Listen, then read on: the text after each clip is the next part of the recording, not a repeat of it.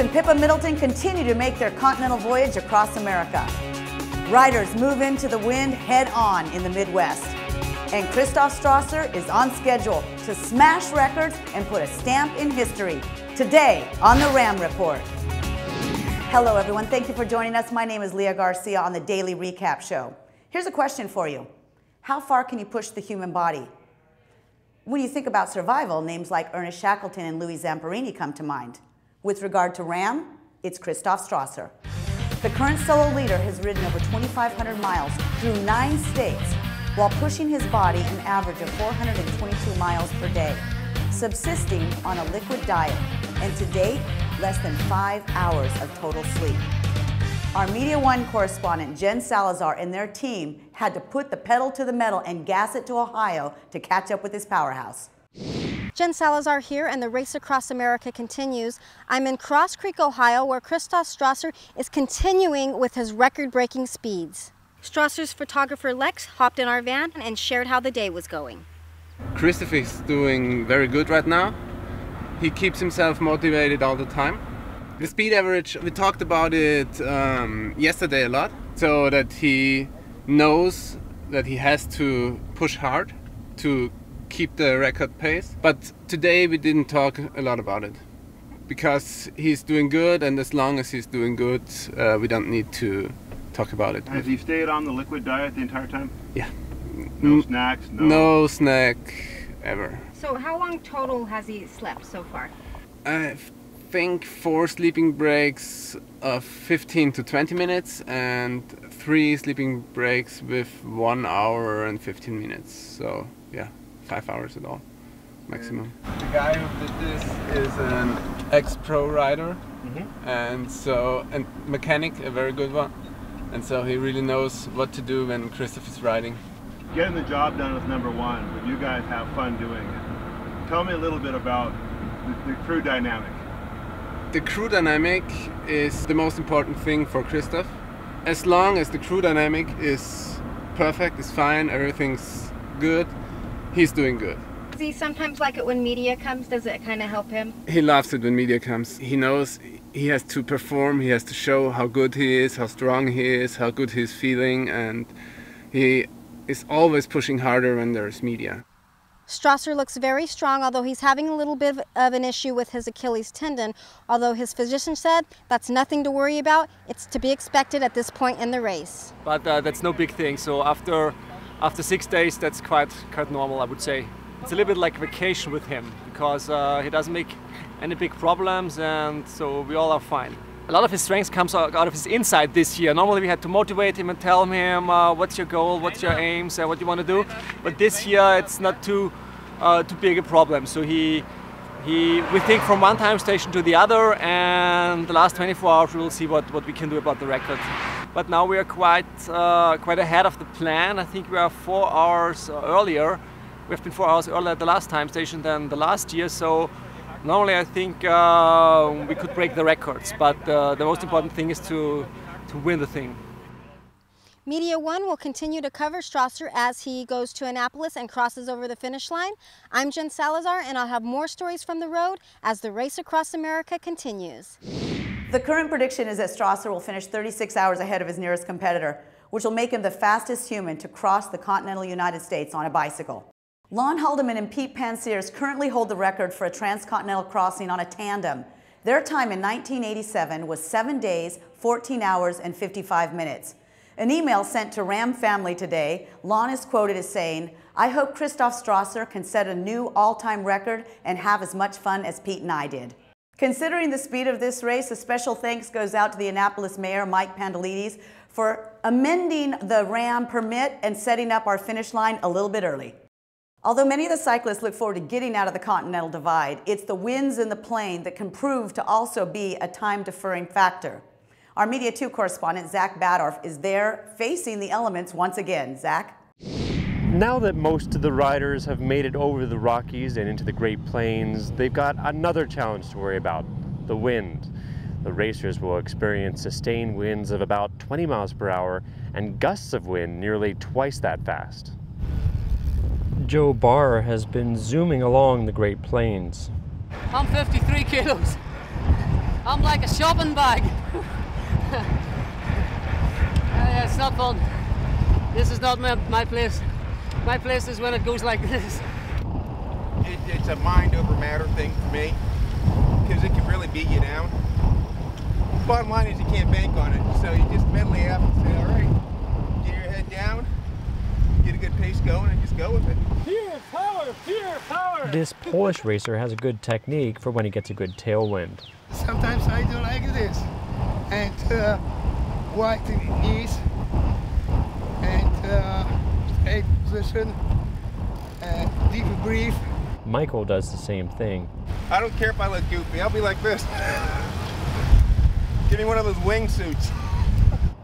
Michael says you've got to be careful of gusts of wind. Coming down out of the passes in Colorado, it was just, you really need to focus. In his hometown, he goes out to cycle on the windiest days. And just put myself to the test. Determine what positions am I most aerodynamic in. One of Joe's sponsors in his home country of Ireland loaned him some disc wheels. This wheel acts like a sail, using the wind to propel Joe even faster down the road. It's riding the edge of the wind, and I'm getting gain. I've been on for 600 mile in the crosswind. I'm averaging over 20 and a half for 600 mile. What makes these winds even more dangerous during this race is rider fatigue.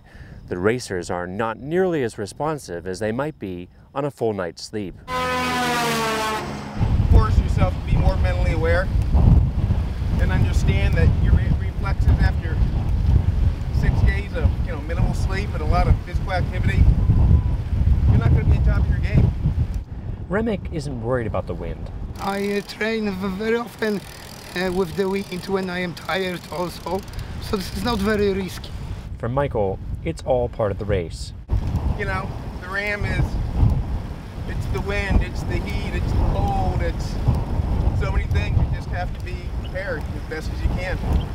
The racers still have another 2 or 3 days before they get through farm country, so they'll continue to battle the winds as they head toward Appalachia. For Race Across America, I'm Zach Badorf. By the time you watch this broadcast, the teams will have caught up with the solo racers, which means the race is now spread out over 1,500 miles across the United States. Let's take a look at the standings. In the solo male under 50 category, it's Strasser in the lead, followed by Mark Pattinson and Anders Tesgaard. Solo male 60 to 69, Dennis Johnson, Dave Ellsbury, Valerio Zamboni, and Mario Frattanali are proving that age and experience equals wisdom and endurance. Solo female category, Canadian Joan Dykman leads Janice Schufeld in the 5-woman field, as Janet Jones has dropped out after 5 days, 1 hour and 13 minutes. The German Frauleins and Team Phenomenal Hope are matched up closely with the Frauleins currently in first. 4-person male under 50? Well, yesterday the Legends of the Road were being tested by Team Innovation Africa, and it apparently didn't sit well with them. They regained their lead over the field of 12 teams. And a shout out to the 75+ category, the 4-person mixed team, Fuzzy's Friends. They've covered over 2,200 miles thus far. And finally, in the 8-person open division, Intrepid Fallen Heroes still holds on to #1, while Team Exceed by Viasat refuses to back down. Our Media 3 correspondent Julia Marshall figured out that there are some aches and pains in the team division, and she was having a royal good time up the Continental Divide. We slept here last night right on the edge of Monument Valley in Utah. We're headed toward Colorado. We're interested in catching up with some teams and see how all of it's coming together on day 3. Well, I've just started a shift. We're trying to get me to do 50 miles with one of our riders had an accident last night.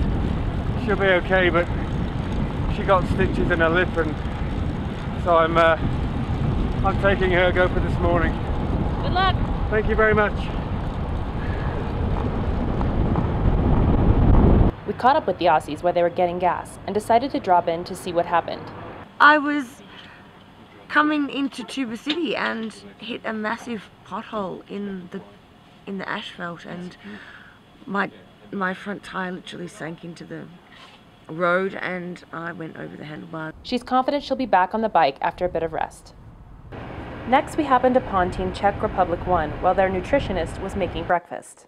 He describes his cooking as a kind of alchemy. Millet, quinoa, some seeds, almond milk, He adds different secret ingredients depending on how the rider's feeling, whether they're tired or hungry or have a leg cramp. Delicious. This is time station 15, Durango, Colorado, home of the first penalty box. The penalty box is actually located here behind us, and the most common penalties we see here at RAAM are crews driving a little too close to the riders, or some mistakes like that, and also really cyclists not stopping at stop signs. So the penalties range from 15 minutes all the way up to an hour. Team Bike the US for MS was prepping to head out, but had a few words about competition. First place isn't in the cards, but we're having fun with exchanging lead with the British team, so that's kind of entertaining through the day. The British team includes Pippa Middleton, the younger sister of Kate Middleton, the Duchess of Cambridge. Yeah, it's a challenge on all fronts, cycling, logistics, but it's good. We're approaching the base of Wolf Creek Pass. Riders will be contending with high altitude, heavy winds, and long, steep grades. Going up. And the strategy is we're doing a quarter-mile pull at a time, as best we can with the turnoffs. So we're just hammering as hard as we can for a quarter mile, handing off to the next guy. Short bursts seem to be the strategy of choice, but how long those pulls are varies. Mile and a half pulls, and just doing it, just bearing down, and standing up actually helps. The wind pushes you up the hill, which is a good thing. So the wind's with us, thank God. And how close are you to the summit now? About 200 yards. Go get him, buddy. So who's gonna take the downhill? Mr. Aker's taking the downhill. Well, this rider isn't Mr. Aker. This is the downhill. Enjoy. I'm Julia Marshall. You can catch more video, photos, and updates on a daily basis by following us on social media. On Facebook at Race Across America, on Twitter at RAAM Races and hashtag RAAM 2014, at ridefarther.com website, and track Talus to find the GPS coordinates and the current standings. I personally have so enjoyed seeing the photos that everyone's been posting on Facebook, so keep them coming. Way to get involved. That's our show for today. I'm Leah Garcia for the Daily Recap Show, and until we see you tomorrow, keep the wheels turning.